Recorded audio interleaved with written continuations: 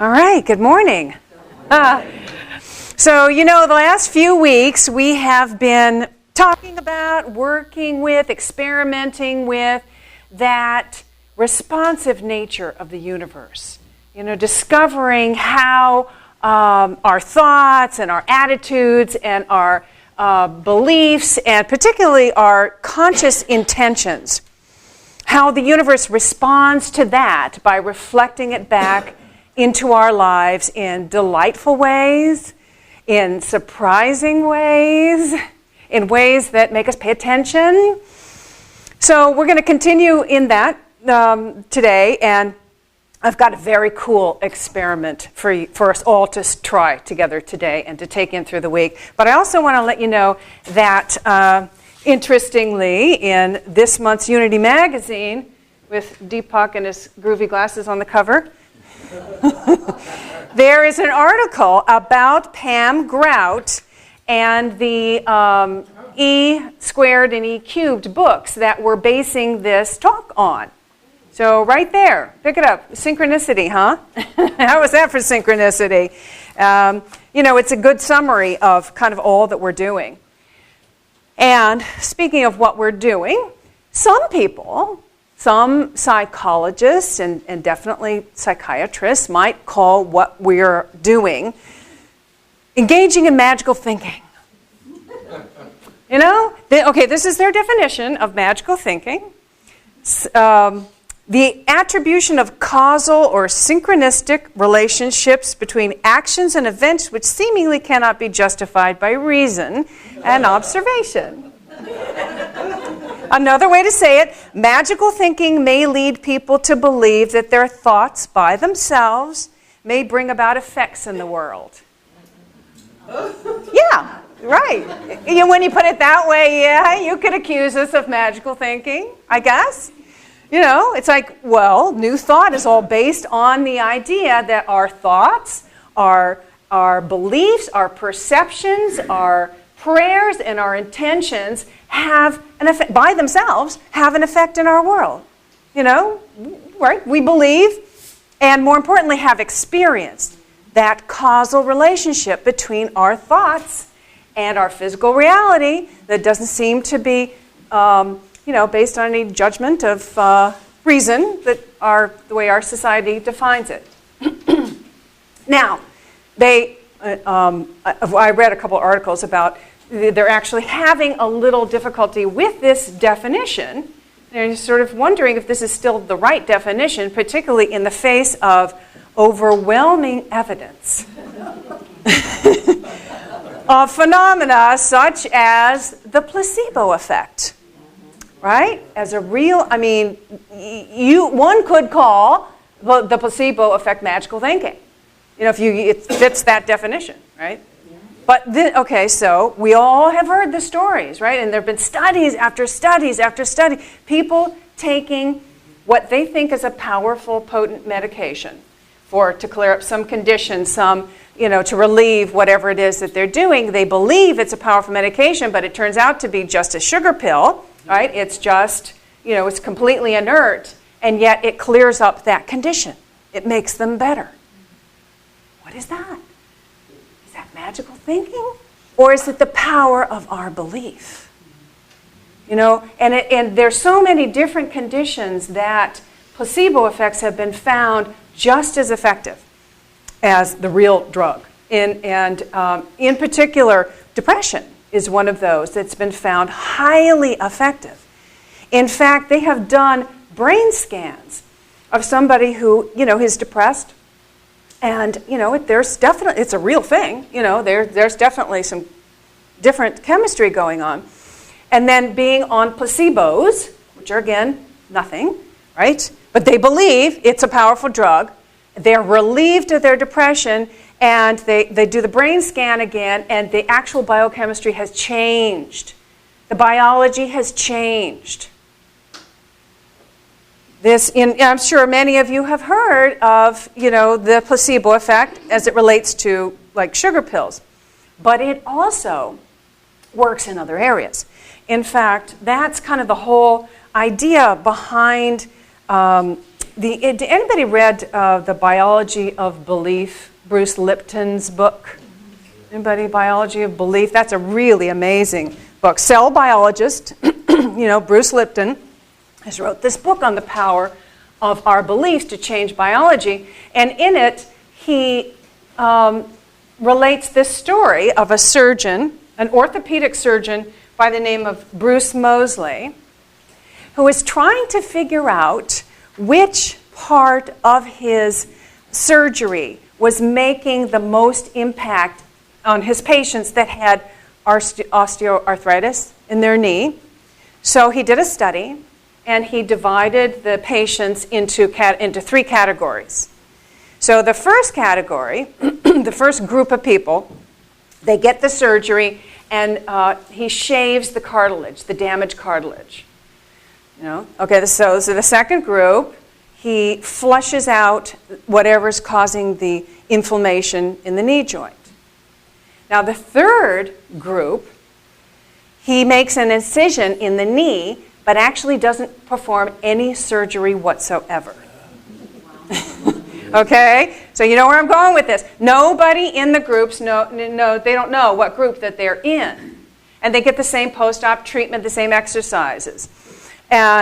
But what becomes clear very early on is that the patients that had the fake surgery are recovering just as much as the other 2 groups. And the guy was stunned. He was like, this was not his purpose of doing this study, He was like, couldn't believe it. Well, this made headlines. It was actually on television.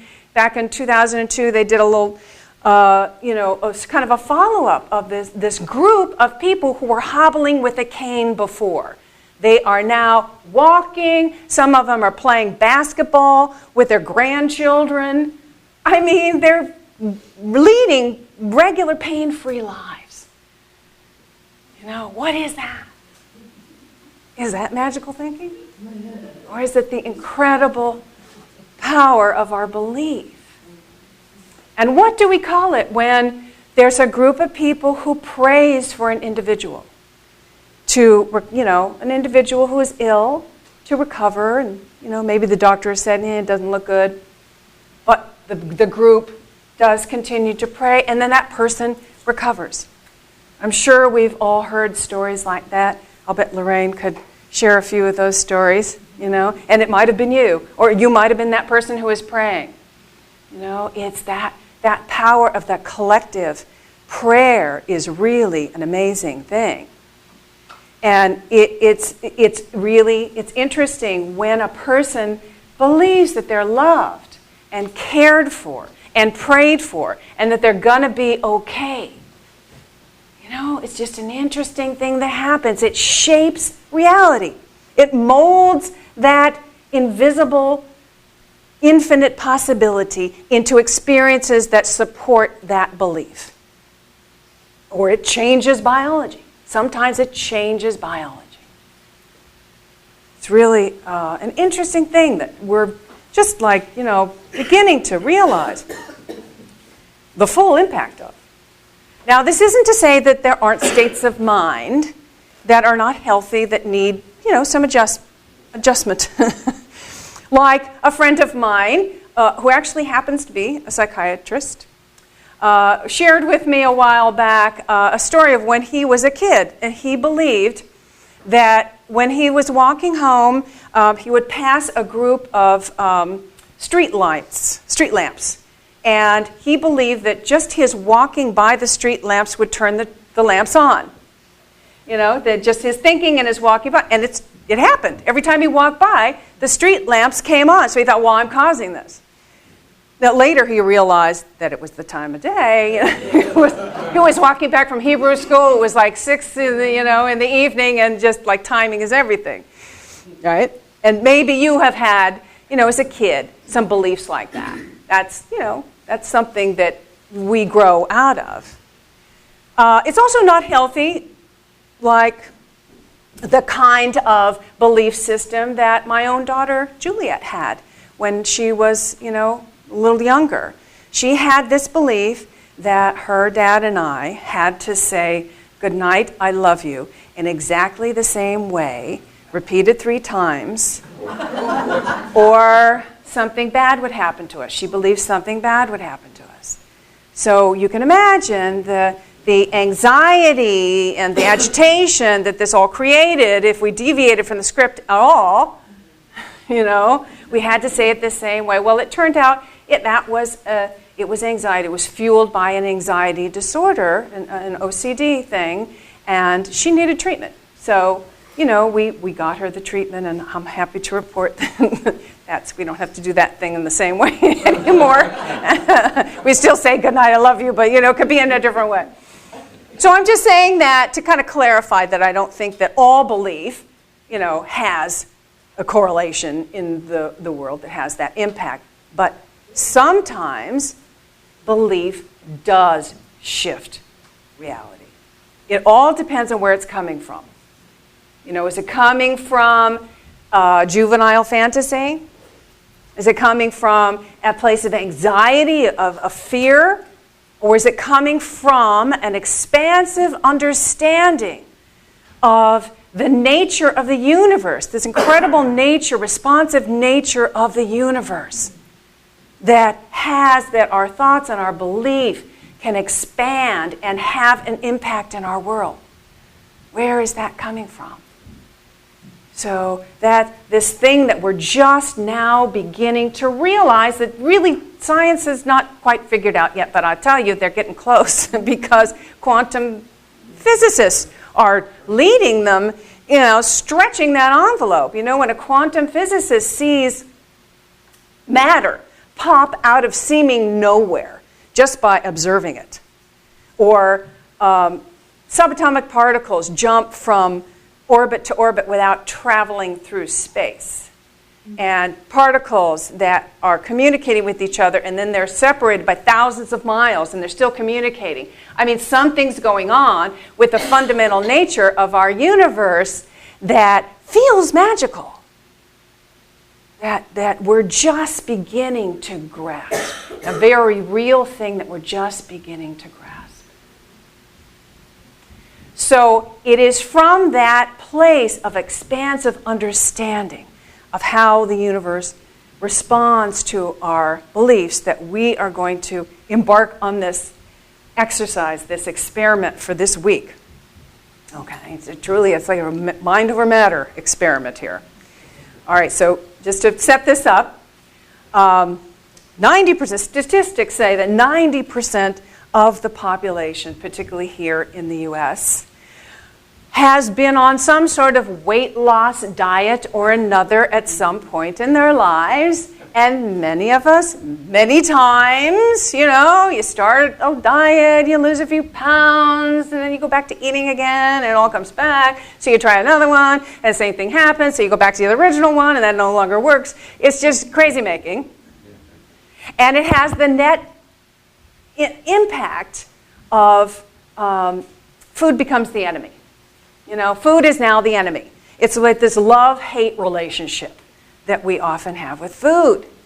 And not just people who are trying to lose weight, some of us who want to avoid certain foods because we had a bad experience, or, we feel that it's not good for us or something. I mean, it sets up this food is the enemy, rather than the nourishing, life-giving sustenance that it really is.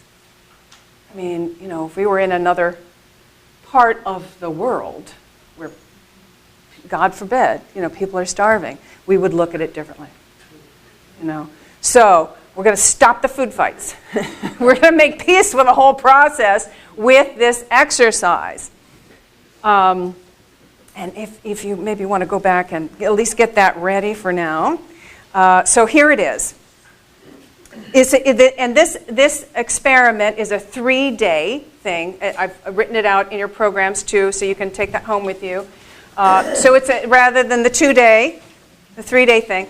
And if you are interested in losing weight, you'll want to weigh yourself before the experiment and then after the 3 days.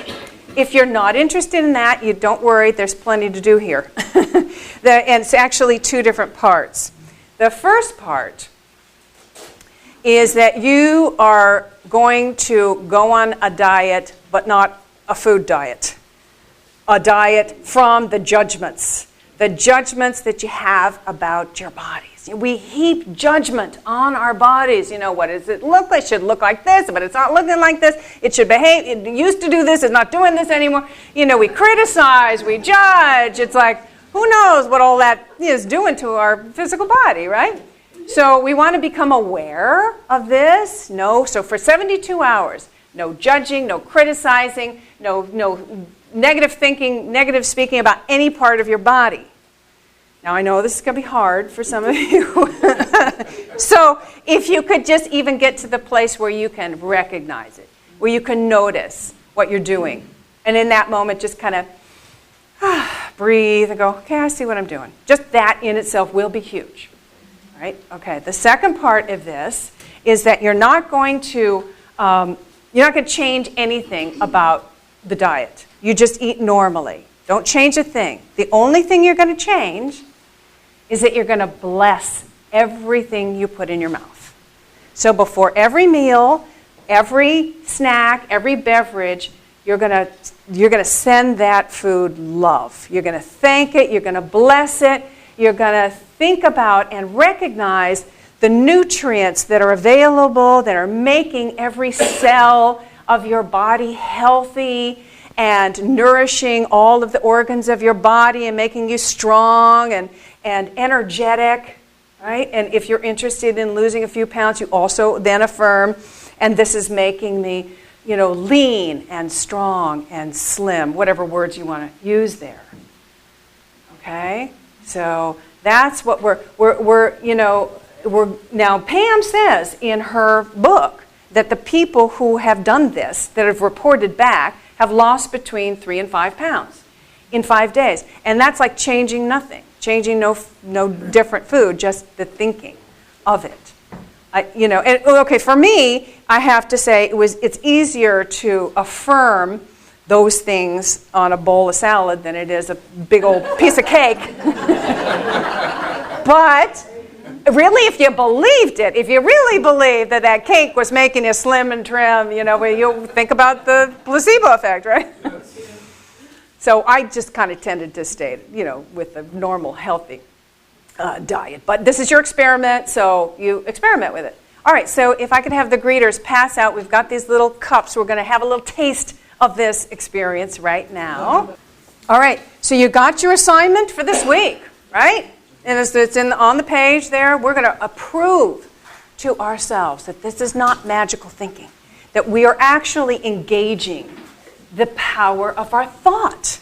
We're engaging that power of our thought and shaping reality. And our belief is changing, having an effect on our biology. All right? Namaste. Namaste.